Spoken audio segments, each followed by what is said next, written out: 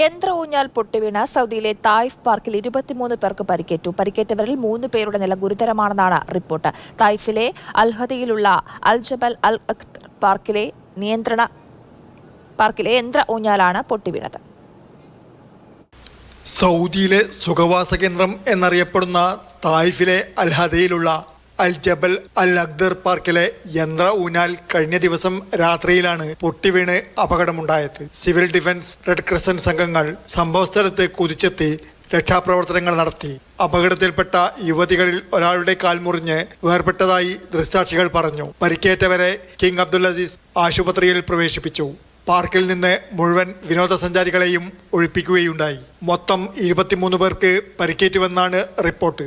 പരിക്കേറ്റവരിൽ 3 പേരുടെ നില ഗുരുതരമാണെന്നാണ് അറിവായിട്ടുള്ളത്. യുവതികളും പെൺകുട്ടികളുമടക്കം നിറയെ ആളുകളുമായി യന്ത്ര ഊഞ്ഞാൽ രണ്ടായി മുറിഞ്ഞ് നിലംപതിക്കുന്ന വീഡിയോ ദൃശ്യങ്ങൾ സാമൂഹിക മാധ്യമങ്ങളിൽ പ്രചരിക്കുന്നുണ്ട്. സംഭവവുമായി ബന്ധപ്പെട്ട് അധികൃതർ വിശദമായ അന്വേഷണം ആരംഭിച്ചിട്ടുണ്ട്. Mathrubhumi news, Taif.